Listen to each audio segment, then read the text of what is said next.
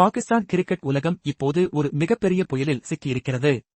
2026 T20 உலகக் கோப்பை அரையிறுதிப் போட்டிகள் நெருங்கிக் கொண்டிருக்கும் இந்த வேளையில் ரசிகர்கள் எல்லாரும் போட்டிகளைப் பற்றி பேசுவதை விட பாகிஸ்தான் அணிக்குள் வெடித்திருக்கும் மோதலைப் பற்றித்தான் ஆச்சரியமாக பேசிக் கொண்டிருக்கிறார்கள்.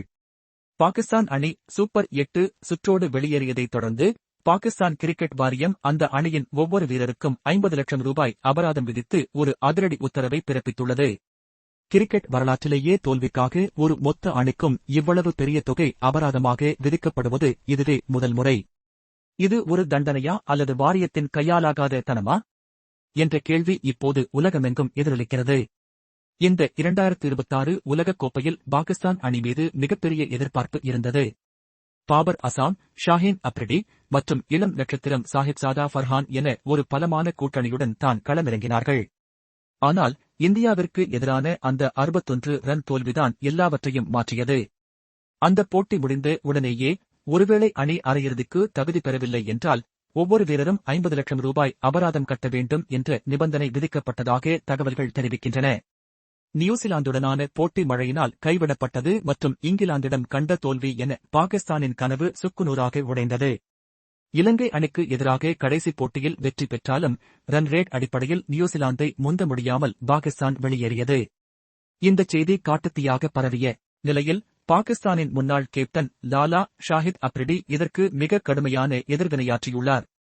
சமா டிவி நேர்காணலில் பேசிய அவர், வாரியத்தின் இந்த முடிவை சோட்டிசோட், அதாவது மிகவும் குறுகிய மனப்பான்மை அல்லது சின்னத்தனமான புத்தி என்று விமர்சித்துள்ளார். இது என்ன புரியாத முடிவாக இருக்கிறது? 50 லட்சம் ரூபாய் அபராதம் விதிப்பதன் மூலம் நீங்கள் எதைச் சாதிக்கப் போகிறீர்கள்? இன்றைய காலத்தில் கிரிக்கெட் வீரர்கள் லீக் போட்டிகள் மற்றும் விளம்பரங்கள் மூலம் கோடி கோடியாக சம்பாதிக்கிறார்கள். அவர்களுக்கு இந்த 50 லட்சம் ரூபாய் என்பது ஒரு பெரிய தண்டனையே கிடையாது என்று அப்ரிடி விளாசினார். அப்ரிடி அங்கு நிற்கவில்லை, அவர் ஒரு அதிரடி தீர்வை முன்வைத்தார். பணத்தை பறிப்பது தண்டனை அல்ல. யார் யாரெல்லாம் உலகக் கோப்பையில் சொதப்பினார்களோ அவர்களை உடனடியாக அணியிலிருந்து தூக்கி எறியுங்கள். அவர்களை திரும்பவும் உள்ளூர் போட்டிகளுக்கு அனுப்பி விளையாடச் சொல்லுங்கள். குறைந்தது 2 வருடங்கள் அவர்கள் பாகிஸ்தான் தேசிய அணியின் பக்கமே வரக்கூடாது. வெயிலிலும் மழையிலும் உள்ளூர் மைதானங்களில் ஆடித் தங்களை நிரூபித்தால் மட்டுமே மீண்டும் வாய்ப்பு வழங்க வேண்டும் என்று அப்ரிடி கூறியது இப்போது சமூக வலைதளங்களில் மிகப்பெரிய விவாதத்தை ஏற்படுத்தியுள்ளது. குறிப்பாக பாபர் அசாம் மற்றும் ஷாஹீன் அப்ரிடி போன்ற ஜீனியர் வீரர்களைத்தான் அவர் மறைமுகமாக சொல்கிறார் என்று ரசிகர்கள் கருதுகிறார்கள். இந்த தோல்வி படலத்திலும் ஒரு மிகப்பெரிய வெளிச்சம் இருந்தது. அவர்தான் சாஹிப்சாதா ஃபர்ஹான். பாகிஸ்தான் அணி ஒட்டுமொத்தமாக சொதப்பினாலும் ஃபர்ஹான் இந்த உலகக் கோப்பையில் ஒரு அசாத்தியமான சாதனையை படைத்துள்ளார்.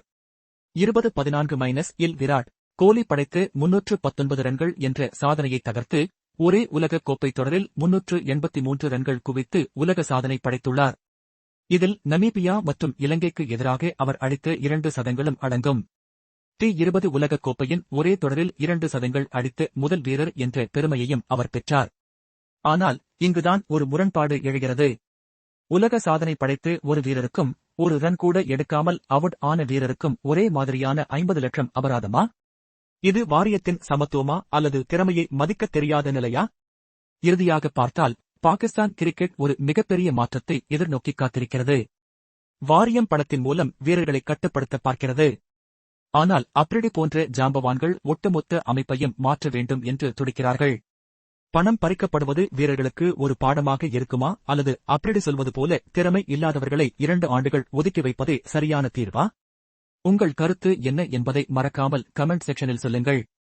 பாகிஸ்தான் கிரிக்கெட்டின் இந்த அதிரடி திருப்பங்கள் பற்றி மேலும் உடனுக்குடன் தெரிந்து கொள்ள நமது சேனலை சப்ஸ்கிரைப் செய்யுங்கள்.